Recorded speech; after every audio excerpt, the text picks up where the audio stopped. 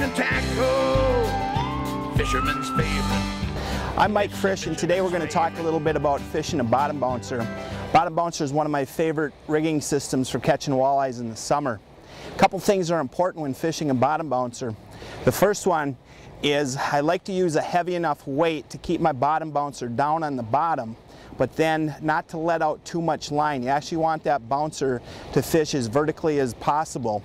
That way you resist snagging, hanging up on anything in the bottom.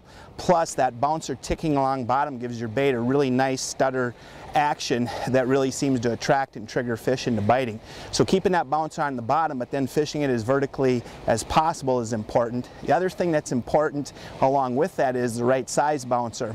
I always err on the heavy side. A lot of times I'll go with a 1/2 ounce bouncer in very shallow water, say the 5 to 9 foot depth. When I go from 10 to 15 feet, I'll go a little bigger, maybe 3/4 ounce. When I get out past 20, I go to 1 ounce, and when I fish 30 or deeper, I'll go with 1.5 ounces. A lot of times I use a plain snell with my bouncer like a roach rig. If you're using a spinner, then I'll kick up the speed and go with an even heavier bouncer. A lot of times then I'll use a 2 to 3 ounce bouncer with spinners, especially in deep water.